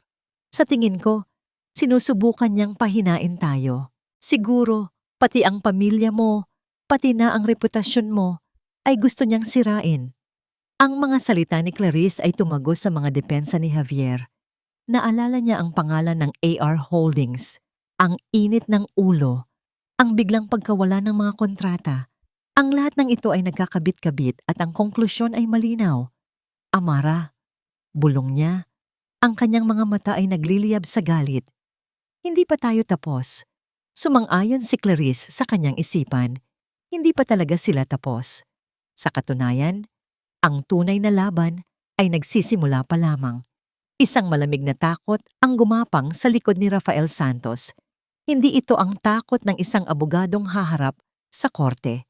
Ito ay isang mas personal, mas malalim na takot. Nagsimula ito sa isang tawag, isang hindi rehistradong numero. Attorney Santos, sabi ng isang boses sa kabilang linya. Magaspang at walang emosyon. Masyado kang nagiging pakialamero. May mga bagay na hindi mo dapat pinapasok. Kung matalino ka, aatras ka na habang may oras pa. Bago pa man makasagot si Rafa, ibinaba na ang tawag. Hindi niya ito pinansin sa una. Inakala niyang isa lang itong pananakot mula sa isa sa kanyang mga kaso. Ngunit kinabukasan, pagdating niya sa kanyang opisina, nagulantang siya sa kanyang nakita. Ang pinto ay sa pilitang binuksan. Ang mga gamit ay nagkalat. Ang mga file cabinet ay bukas at ang mga dokumento ay nakakalat sa sahig. May naghalughog. Agad niyang sinuri ang pinakaimportanteng bagay, ang safe, kung saan nakatago ang libro de kwentas ni Amara at ang mga kopya ng kanilang ebidensya. Salamat sa Diyos, hindi ito nagalaw. Ngunit ang mensahe ay malinaw. Kaya nilang pasukin ang kanyang teritoryo. Kaya nilang lapitan siya. Anoong nangyari dito? Tanong ni Amara nang dumating ito, ang kanyang mukha ay puno ng pagkabigla. Isang babala. Seryosong sagot ni Rafa habang pinupulot ang mga papel. Nagsisimula ng matakot si Javier at ang isang taong takot ay desperado. Sa mga sumunod na araw, lumala ang panggigipit. Ang kanyang pangalan ay biglang siniraan sa mga online blogs, mga pekeng akusasyon ng panloloko sa kliyente, mga gawa-gawang kwento ng korupsyon. Ang kanyang reputasyon na pinaghirapan niyang buuin sa loob ng maraming taon ay unti-unting dinudungisan. Ilan sa kanyang mga kliyente ay nagsimulang mag-alinlangan. Naramdaman ni Amara ang bigat na pasan ni Rafa. Nakita niya ang pagod sa kanyang mga mata, ang tensyon sa kanyang mga balikat. Rafa, siguro dapat tumigil na muna tayo, sabi ni Amara isang gabi. Ang kanyang boses ay puno ng pag-aalala at pagkakasala. Ako ang dahilan nito. Nadadamay ka sa gulo ko. Tumingin si Rafa sa kanya. Ang kanyang mga mata ay seryoso. Nang tanggapin ko ang kasong ito, Amara, alam kong hindi ito magiging madali. Hindi ako aatras. Ngunit ang pinakamatinding dagok ay dumating kinagabihan. Tumawag ang kanyang ina mula sa kanilang probinsya sa Batangas. Umiiyak. Anak, anong nangyayari? Humihikbing tanong ng kanyang ina. May dalawang lalaking nakakotse ang pumunta dito kanina. Nagtatanong tungkol sa'yo. Nag-iwan ng mensahe. Sabi nila, kung hindi ka raw titigil sa ginagawa mo sa Maynila, baka daw may aksidenteng mangyari sa farm natin. Rafa, natatakot ako para sa kapatid mo. Sa sandaling iyon, ang mundo ni Rafa ay tila gumuho. Ang kanyang pamilya, ang nag-iisa niyang kahinaan, ang linyang ipinangako niya sa sarili na hinding-hindi niya hahayaang tawirin ng kahit sino. Ginamit ito ni Javier laban sa kanya. Pagkatapos ng tawag, naupo siyang tulala. Ang telepono ay nanginginig pa rin sa kanyang kamay. Ang bigat ng mundo ay tila nasa kanyang balikat. Ang pagtulong kay Amara ay nangangahulugan ng paglalagay sa panganib sa kanyang pamilya. Ang pag-atras naman ay nangangahulugan ng pagtalikod sa katarungan at sa babaeng nagsisimula ng maging importante sa kanya. Pumasok si Amara sa silid, dala ang 2 tasa ng kape. Nakita niya agad ang pagbabago sa mukha ni Rafa. Ang tapang at determinasyon ay napalitan ng sakit at takot. Rafa, anong problema? Malumanay niyang tanong. Hindi na niya napigilan. Ikinuwento niya ang lahat. Ang tawag. Ang pananakot sa kanyang pamilya. Habang nagsasalita siya, nakita niya ang sakit sa mga mata ni Amara. Isang sakit na salamin ng sarili niyang nararamdaman. Kailangan mong umalis, sabi ni Amara. Ang kanyang boses ay pinal, ngunit nanginginig. Rafa, pakiusap. Umalis ka na. Umuwi ka sa pamilya mo. Protektahan mo sila. Hindi ko mapapatawad ang sarili ko kung may mangyaring masama sa kanila dahil sa akin. Ako na ang tatapos nito. Mag-isa? Tanong ni Rafa. Paano? Hindi ko alam. Tapat na sagot ni Amara. Ang mga luha ay nagsisimula nang mamuo sa kanyang mga mata. Pero hindi ko kayang isakripisyo ang pamilya mo. Hindi pwede. Isang mahabang katahimikan ang namayani sa pagitan nila. Ang tanging maririnig ay ang tunog ng kanilang mga paghinga at ang tahimik na pag-iyak ni Amara. Ginugol ni Rafa ang buong gabi sa pag-iisip. Naglakad-lakad siya sa tahimik na mga kalsada, iniisip ang mukha ng kanyang ina, ang kinabukasan ng kanyang kapatid. Inisip niya ang lahat ng pinaghirapan niya. Ngunit sa huli, iisang imahe lang ang paulit-ulit na bumabalik sa kanyang isipan, ang mukha ni Amara, ang kanyang katapangan, ang kanyang sakit, at ang kanyang nag-iisang paglaban para sa katarungan. Kung atras siya ngayon, hahayaan niyang manalo ang kasamaan. Hahayaan niyang wasakin ni Javier ang isang mabuting tao. At habang buhay niyang dadalhin ang pagsisisi.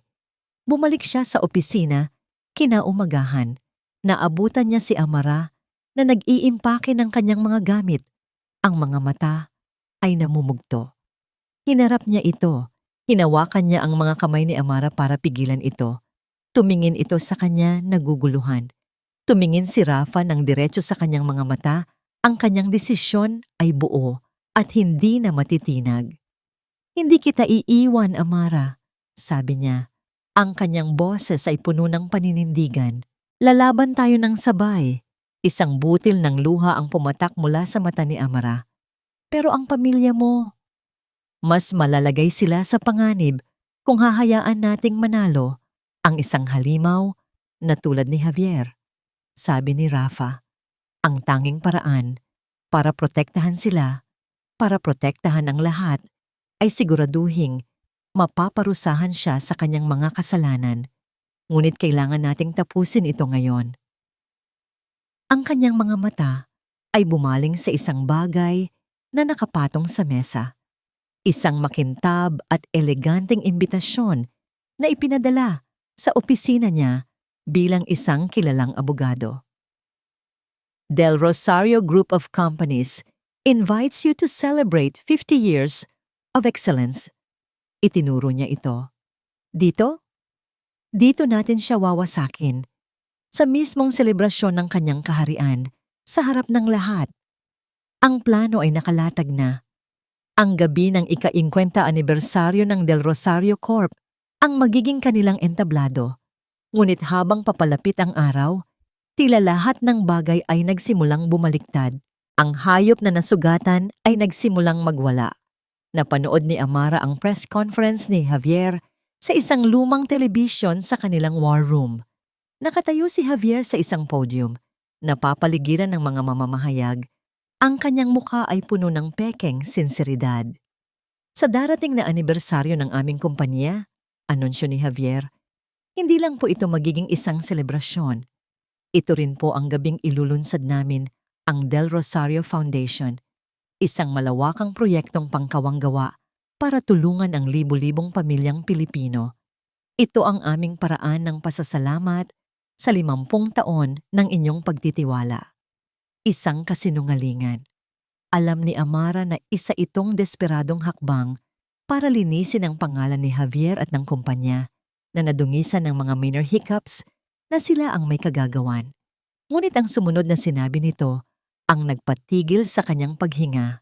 Nakalulungkot pong aminin, malungkot na pagpapatuloy ni Javier na ang mga problemang pinansyal na aming kinaharap nitong mga nakaraang buwan ay sanhi ng mismanagement at malisyosong gawain ng ilang dating miyembro ng aming organisasyon.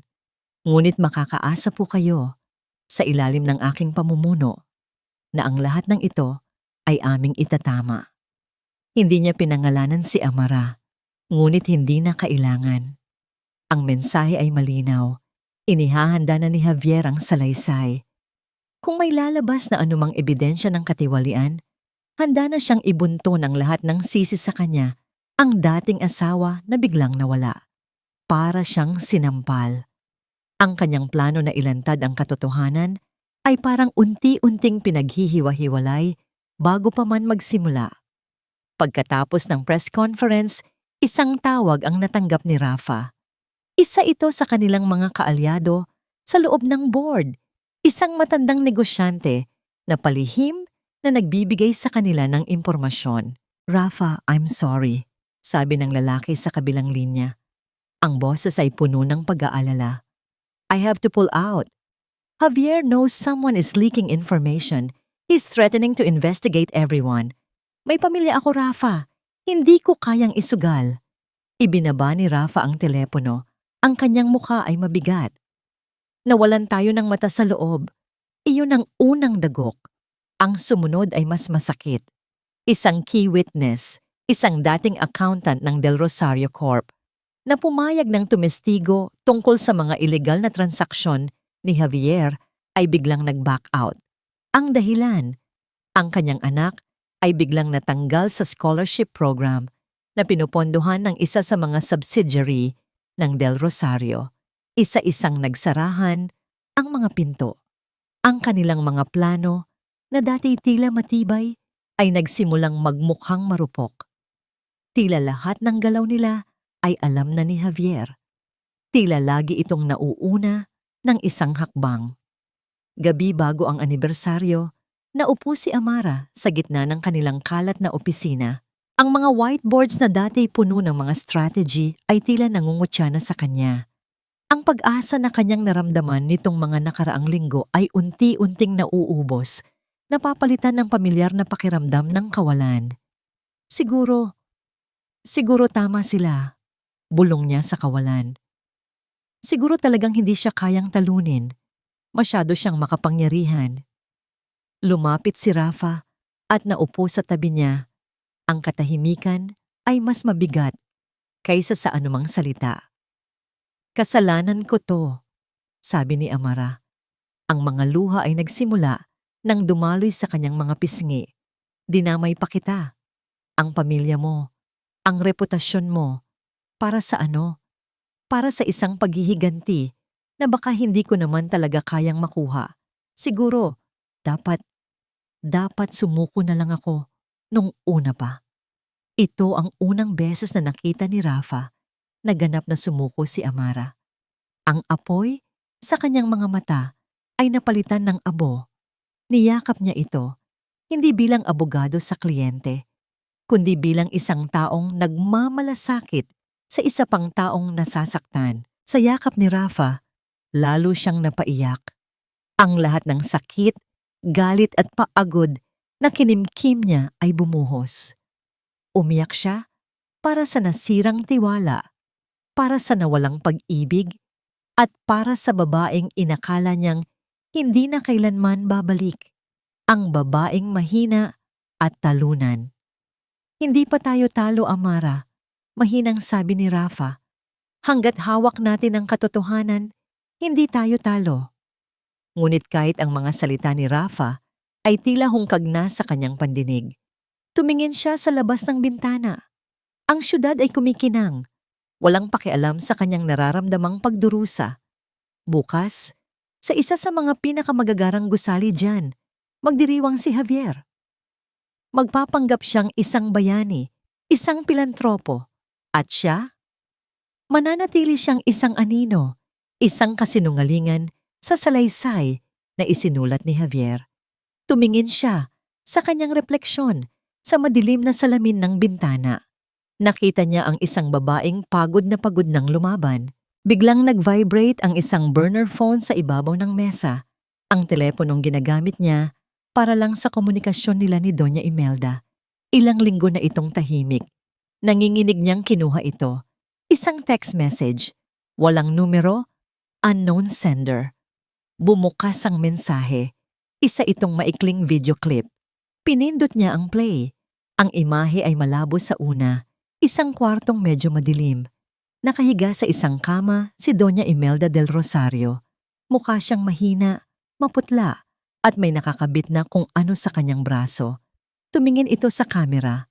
Ang kanyang mga mata ay tila pagod, ngunit may kakaibang tapang. Nasa iyo ang huling baraha, Hija, sabi ng matanda. Ang kanyang boses ay mahina, ngunit malinaw. Huwag mo akong bibiguin. Natapos ang video, nakatitig lang si Amara sa screen. Ang huling baraha. Ano ang ibig sabihin ng kanyang biyenan? Pagkatapos, isang ideya ang biglang pumasok sa kanyang isipan. Isang ideyang napakadelikado, napakadesperado. Ngunit marahil ito na nga ang huling baraha. Tumingin siya sa nakasabit na eleganteng evening gown sa isang sulok, ang damit na inihanda niya para sa party. Tumingin siya kay Rafa. Ang mga luha sa kanyang mga mata ay naroon pa rin, ngunit ang abo sa kanyang kalooban ay nagsimulang mag-alab muli. Isang maliit na baga, isang huling pagkakataon. Ang grand ballroom ng Shangri-La at the Fort ay napuno ng pinakamayayaman at pinakamakapangyarihang tao sa Pilipinas. Ang mga chandelier ay kumikinang na parang mga diamante. Ang mga waiter ay abala sa pag-aalok ng champagne at mamahaling pagkain. Ang hangin ay puno ng halimuyak ng pabango at kapangyarihan. Sa gitna ng lahat, nakatayo si Javier del Rosario at Clarice sa isang maliit na entablado, tinatanggap ang mga bisita. Si Javier ay nakasuot ng isang perpektong tuxedo. Ang kanyang nangiti ay kasing kinang ng kanyang relos. Si Clarice naman ay nakasuot ng isang napakagandang gown na kumikinang sa bawat galaw niya. Tila isang reyna na nagagalak sa kanyang tagumpay. Sila ang perpektong imahe ng kapangyarihan at karangyaan. Congratulations, Javier. A well-deserved celebration. Bati ng isang senador. Clarice, you look stunning. Ang bagay ninyo ni Javier. Puri ng isang sikat na socialite. Lahat ay perpekto. Lahat ay naaayon sa plano. Habang papalapit ang oras ng kanyang talumpati, lalong lumalaki ang ngiti ni Javier. Ito na iyon. Ang gabi kung saan opisyal niyang ililibing ang multo ni Amara at ipapakilala ang kanyang sarili bilang ang tagapagligtas ng Del Rosario Corporation. Ladies and gentlemen, may I have your attention please? Anunsyo ng MC. Let us all welcome the man of the hour, the brilliant CEO of the Del Rosario Group of Companies, Mr. Javier Del Rosario. Isang masigabong palakpakan ang umalingaw-ngaw sa buong ballroom. Hinalikan ni Javier si Clarice sa pisngi at may kumpiyansang lumakad patungo sa podium. Magandang gabi po sa inyong lahat. Simula niya, ang kanyang boses ay malakas at puno ng karisma. 50 years ago, my father founded this company with a simple dream. And tonight, we continue that dream.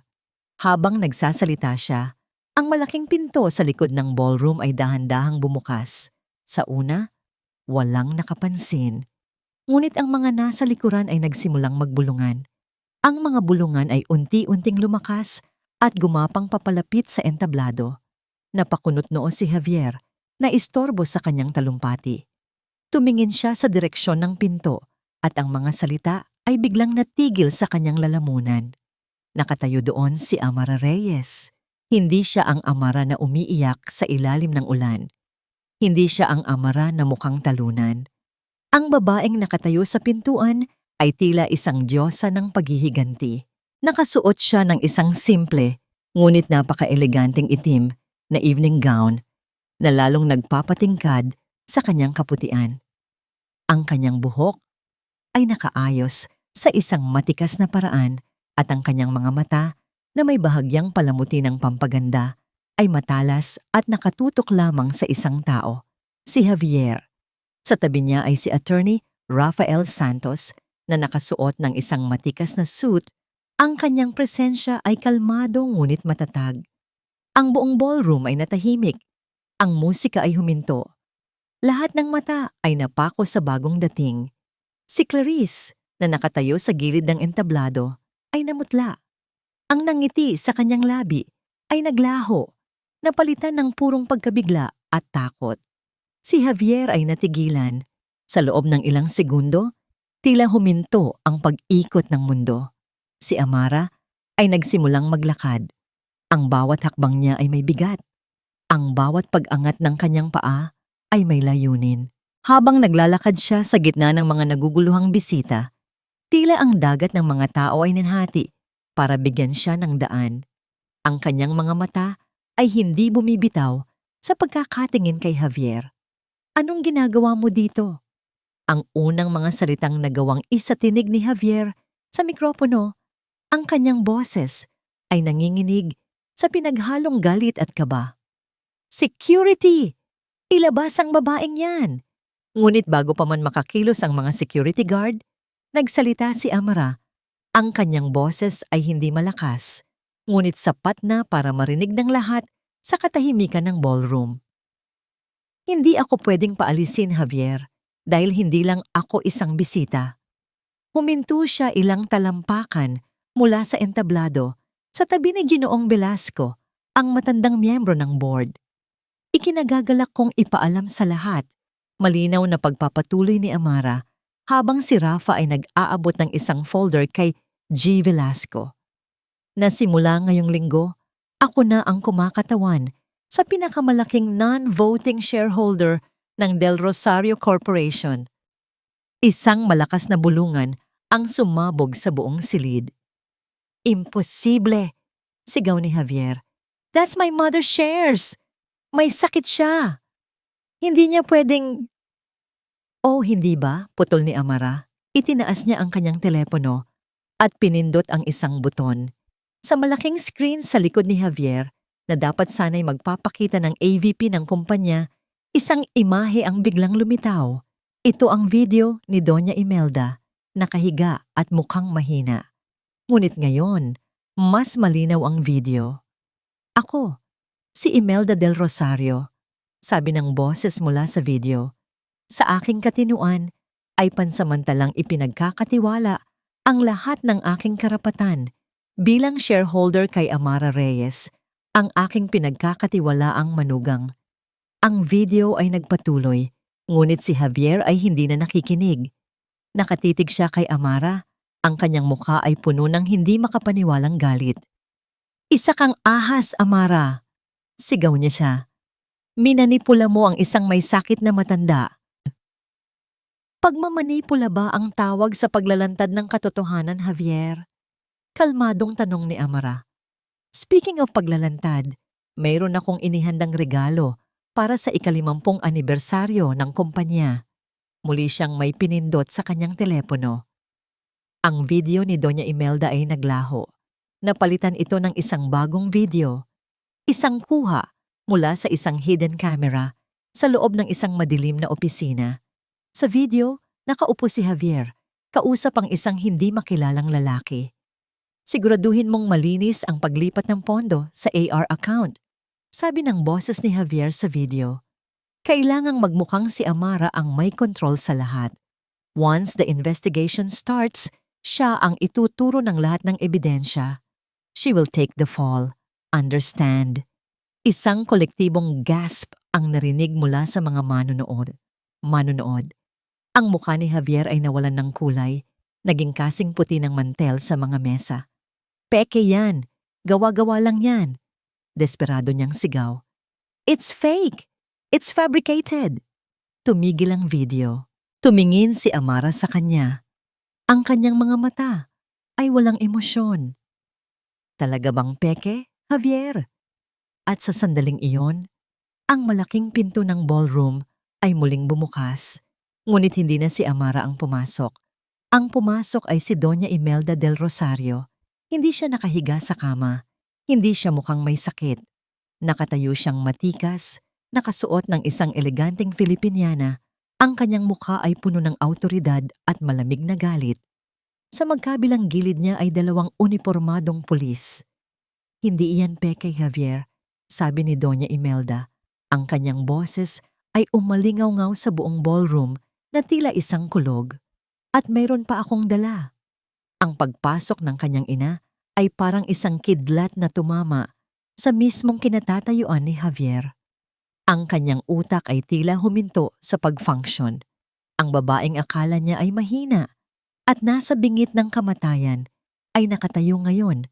Sa kanyang harapan, ang postura ay kasing tigas ng bakal at ang mga mata ay kasing talim ng patalim. Mama! Ito lang ang salitang nagawang isatinig ni Javier. Ang kanyang boses ay isang mahinang bulong na halos hindi marinig sa gitna ng kaguluhan. Hindi pinansin ni Doña Imelda ang kanyang tanong. Naglakad siya papalapit sa entablado. Ang mga pulis ay nakasunod sa kanya na parang mga anino. Ang mga bisita ay napaatras, nagbibigay daan na para bang isang tunay na reyna ang dumaraan. For months, I feigned illness. Nagsimulang magsalita si Doña Imelda. Ang kanyang boses ay umaalingaw-ngaw sa mga speaker, puno ng awtoridad. I gave my own son the power he craved, hoping he would prove me wrong, hoping that deep inside, the son I raised was still there. Isang mapait na ngiti ang sumilay sa kanyang mga labi. But I was wrong. Instead of steering the company to greatness, he used his power to steal, to cheat, and to destroy an innocent person's life. Tumingin si Doña Imelda kay Amara, isang tinging puno ng pagsisisi at paghanga. Pagkatapos, ang kanyang mga mata ay bumalik kay Javier at ang lahat ng init ay naglaho, napalitan ng malamig na resolusyon. Ang video na inyong napanood ay isa lamang sa maraming ebidensya. Pagpapatuloy niya, ibinigay niya ang isang senyas. Isa sa mga pulis ang lumapit sa kanya at mula sa isang briefcase, inilabas nito ang itim na libro de kwentas. Itinaas ito ni Doña Imelda para makita ng lahat. Nandito, sa librong ito, ang bawat transaksyon, bawat ninakaw na sentimo, bawat kasinungalingan, lahat ay nakasulat. Hindi! Kasinungalingan yan! Sigaw ni Javier. Ang kanyang pagiging kalmado ay tuluyan ng gumuho, napalitan ng desperadong pagwawala ng isang hayop na nasukol. Kayo ni Amara ang nagplano ng lahat ng ito. Gusto ninyong sirain ako. Gusto ninyong agawin ang kumpanya. Sa isang sulok ng entablado, si Clarice ay nanginginig na parang isang dahon sa gitna ng bagyo. Ang kanyang muka ay basang-basa ng luha. Ang kanyang pangarap, ang kanyang perpektong buhay ay nagiging abo sa kanyang harapan. Bigla siyang tumakbo papalapit kay Javier. Javier, tell them, sabihin mo sa kanila na hindi totoo. Humihikbi niyang sabi, kumakapit sa braso ni Javier. Ngunit si Javier, sa kanyang pagpapanik, ay nakakita ng isang huling, desperadong paraan para makatakas. Itinulak niya si Clarice palayo. Ang kanyang muka ay puno ng pagkasuklam. Siya ang may kasalanan ng lahat. Sigaw ni Javier, itinuturo si Clarice na napaupo sa sahig sa lakas ng kanyang pagkatulak. Siya ang nag-udyok sa akin. Siya ang nagplano ng lahat. Sunod-sunuran lang ako sa kanya. Wala akong kasalanan. Ang pagtataksil na yon, ang huling pagtataksil, ang tuluyang sumira kay Clarice. Tumingin siya kay Javier. Ang kanyang mga mata ay puno ng hindi makapaniwalang sakit. Ang lalaking sinamba niya, ang lalaking ipinagkanulo niya ang lahat para sa kanya, ay siya ngayong walang awang itinatapon sa ilalim ng bus para lang iligtas ang sarili. Sinungaling, sigaw ni Clarice. Ang kanyang boses ay basag sa pag-iyak at galit. Hayop ka, Javier. Pareho tayong may kasalanan dito. Huwag mong isisi sa akin ang lahat. Ang marumi nilang pagtatalo sa harap ng buong alta sosyedad ay mas matibay pa sa anumang ebidensya. Ang mga camera flashes ay walang tigil. Ang mga bulungan ay naging malakas na usapan. Ang pagbagsak ng mga Del Rosario ay naganap sa real time, isang palabas na mas madrama pa kaysa sa anumang teleserye. Mr. Javier Del Rosario, sabi ng isang pulis habang papalapit sa kanya. You are under arrest for syndicated estafa, money laundering, and falsification of public documents. Hindi! Hindi niyo ako pwedeng arestuhin. Hindi niyo ba ako kilala? Nagpupumiglas si Javier habang pinoposasan. Ang isa pang pulis ay lumapit kay Clarice. Miss Clarice Del Rosario, you are also under arrest as an accomplice to these crimes. Hindi na pumalag si Clarice. Tahimik na lang siyang umiyak habang pinoposasan. Ang kanyang mamahaling gown ay nagusot at nabahira ng dumi mula sa sahig. Habang hinihila sila palabas ng ballroom, ang kanilang mga sigaw at pag-iyak ay umalingaw-ngaw sa gitna ng nakabibinging katahimikan. Ang mga bisita ay nakatayo lang, saksi sa isang makasaysayang pagbagsak. Ang huling nakita ni Javier bago siya tuluyang ilabas sa pinto ay ang mukha ni Amara. Nakatayo ito sa tabi ni Rafa, hindi gumagalaw. Walang ngiti ng tagumpay sa kanyang mga labi. Walang bakas ng kasiyahan sa kanyang mga mata. Ang tanging nakita ni Javier sa mga mata ng babaeng minsan niyang minahal at sinira ay isang bagay na mas masakit pa kaysa sa galit. Awa. Isang tahimik at malalim na awa. At sa sandaling iyon, sa gitna ng kanyang pagkapahiya at pagbagsak, naramdaman ni Javier ang tunay na bigat ng kanyang pagkatalo.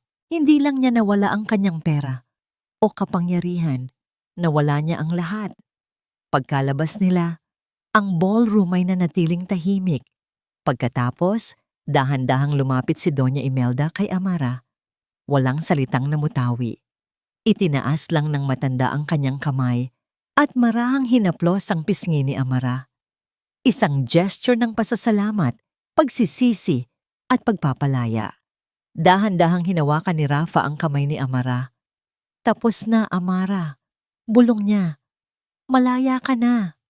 Tumingin si Amara sa paligid, sa mga naguguluhang mukha, sa sirang selebrasyon. Tumingin siya sa pintong nilabasan ni Javier. At sa unang pagkakataon, sa loob ng napakatagal na panahon, naramdaman niya ang isang bagay na halos kinalimutan na niya. Kapayapaan. 6 na buwan ang lumipas. Ang iskandalo ng mga Del Rosario ay unti-unti nang humupa, ngunit ang epekto nito ay nanatili. Si Javier at Clarice ay nahatulan at ngayon ay pinagdudusahan ang kanilang mga kasalanan sa loob ng kulungan. Ang Del Rosario Corporation, sa ilalim ng bagong pamunuan na pinili mismo ni Doña Imelda, ay dahan-dahang bumabangon mula sa pagkakadapa. Ngunit ang kwentong ito ay hindi na tungkol sa kanila. Sa isang makabagong opisina sa puso ng Ortigas Center, abala si Amara Reyes sa pagpupulong kasama ang kanyang mga staff. Ang AR Holdings ay hindi na isang misteryosong kumpanya. Isa na itong lehitimong investment firm na nakatuon sa pagtulong sa mga maliliit na negosyo at mga startup. Si Amara, sa kanyang simpleng puting bestida at kumpiyansang tindig, ay isang respetadong CEO. Ang babaeng minsay nawalan ng lahat ay siya namang nagbibigay ng pagkakataon sa iba. Magaling ang presentasyon, Ana, sabi ni Amara sa isang batang empleyado. I-finalize natin ang proposal at ipadala sa kliyente. Good job, everyone! Pagkatapos ng pulong, isang pamilyar na bisita ang nag-aantay sa kanya sa kanyang opisina. Si Doña Imelda Del Rosario, na ngayon ay mas payapa na ang itsura, ay nakaupo sa sofa. Hindi na siya ang matriarkang may bakal na kamay, kundi isang ina na naghahanap ng kapatawaran. Mama, bati ni Amara habang nagtitimpla ng tsa para sa kanila. Hija, sagot ng matanda, isang malumanay na ngiti sa kanyang mga labi. Kada nakikita kitang ganito, laging kong naaalala kung gaano ako nagkamali sa iyo noon at kung gaano ako nagpapasalamat na pinatawad mo ako. Inabot ni Amara ang tasa ng tsa. Lahat tayo nagkakamali, Mama. Ang mahalaga ay kung paano natin ito itinatama. Nagkwentuhan sila tungkol sa mga simpleng bagay, ang panahon, ang mga bagong libro, ang kalusugan ng matanda. Wala nang bigat, wala nang tensyon. Isang araw, tinanong ni Amara ang tanong na matagal na niyang gustong itanong. Dinadalaw niyo po ba siya? Alam ni Doña Imelda kung sino ang tinutukoy niya. Tumango ito. Oo, linggo-linggo. Hindi siya nagsasalita. Nakatingin lang sa malayo. Siguro, balang araw, mapapatawad din niya ang sarili niya. At ako. Pero ang pagpapatawad mo, Amara, iyon ang pinakamahalaga sa akin. Pinalaya mo hindi lang ang sarili mo, kundi pati na rin ako. Pagkaalis ni Doña Imelda, dumungaw si Amara sa bintana. Pinagmamasdan ang syudad. Hindi na niya nararamdaman ang galit. Ang nararamdaman niya ay isang malalim na kapayapaan. Ang paghihiganti ay hindi nagbigay sa kanya ng kaligayahan. Ang pagpapatawad at pagbangon ang nagbigay. Sa pagtatapos ng araw, isang pamilyar na sasakyan ang nag-aantay sa kanya sa labas ng gusali. Mula rito ay bumaba si Rafa, hindi na nakasuot ng formal na barong, kundi isang simpleng polo shirt at maong. Ang nangiti sa kanyang labi ay totoo at walang halong pagkukunwari. Ready to go, boss? Pabiro niyang tanong. Tumawa si Amara. Saan ba tayo pupunta, attorney? Basta. It's a surprise. Nagmaneho sila palayo sa magulong syudad, patungo sa timog. Makalipas ang ilang oras, narating nila ang isang tahimik na beach sa Batangas. Ang araw ay papalubog na, pinipintahan ang kalangitan ng kulay kahel at rosas. Naglakad sila sa dalampasigan, ang kanilang mga paa ay lumulubog sa malambot na buhangin. Ang kanilang mga kamay ay magkahawak. Naaalala mo ba noong una tayong magkita? Biglang tanong ni Rafa. Akala ko isa kang kliyenteng puno ng galit at paghihiganti. Pero habang tumatagal, nakita ko ang tunay na ikaw, isang babaeng matapang, matalino, at may napakabuting puso. Huminto sila sa paglalakad.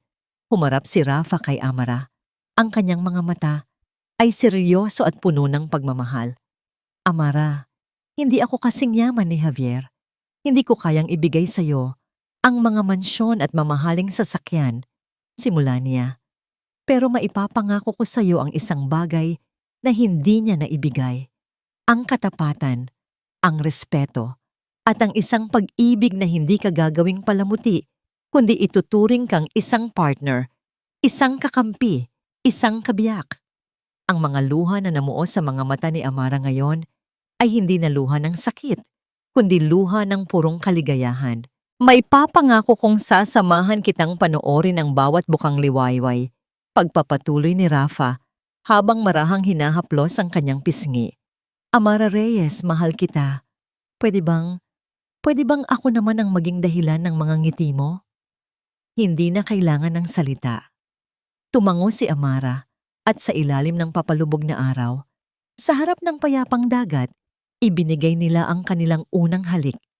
Isang halik na hindi nakaw, hindi kasinungalingan. Isang halik na puno ng pangako, pag-asa, at isang bagong simula. Niyakap niya si Rafa ng mahigpit. Isinandal ang kanyang ulo sa dibdib nito. Pinakikinggan ang tibok ng puso nito na kasabay ng sa kanya. Dito, sa lugar na ito, sa mga bisig ng lalaking ito, nahanap niya ang kanyang tunay na tahanan. Sa huling bahagi ng kwento ni Amara, malinaw na ang pagtataksil ay maaaring magwasak ng isang tahanan, ngunit hindi nito kayang wasakin ang isang babaeng handang lumaban para sa dignidad at katotohanan.